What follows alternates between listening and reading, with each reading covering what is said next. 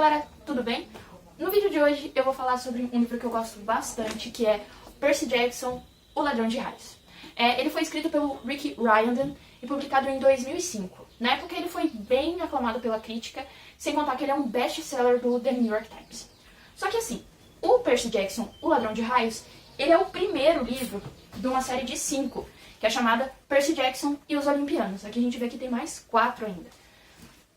Mas, no vídeo de hoje, eu vou falar apenas do Percy Jackson, O Ladrão de Raios. Bom, mas sobre o que é o livro Percy Jackson, O Ladrão de Raios?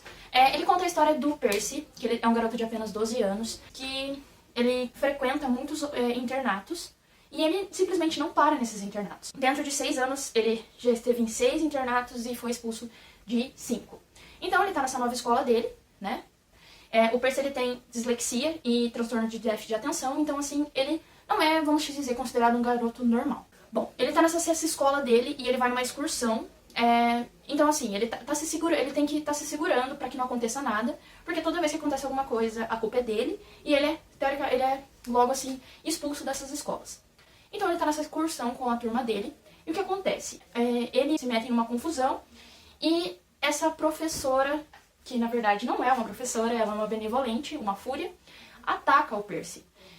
Ele fica sem entender nada, porque ela se transforma num monstro, e logo um dos professores dele joga uma caneta que se transforma numa espada pra ele. Então, pra se defender, ele ataca com a espada essa professora e ela se transforma em pó. Gente, dessa vez quem transformou ela em pó foi o Percy e não o Thanos.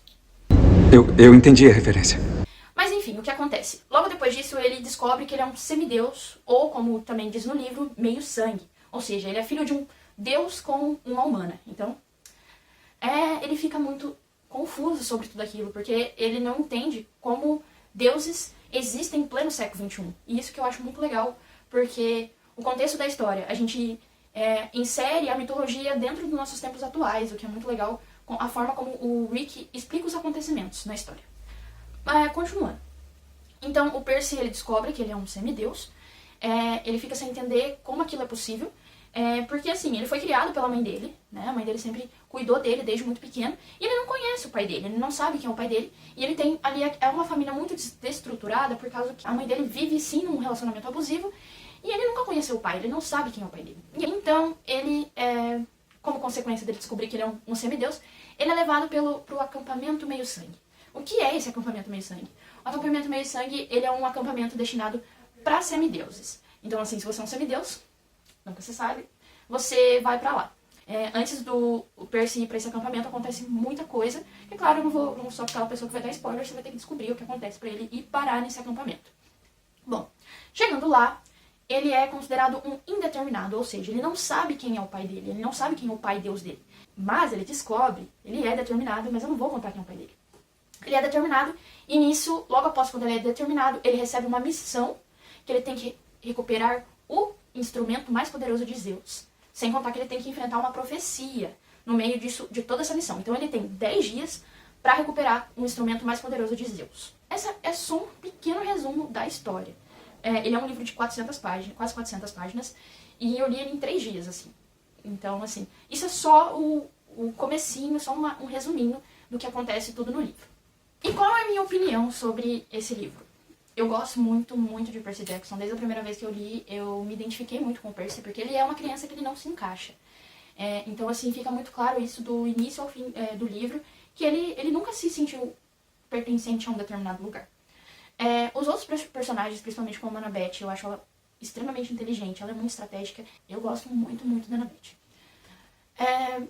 O livro, eu acho muito legal a forma como o Rick ele inclui a mitologia em acontecimentos históricos.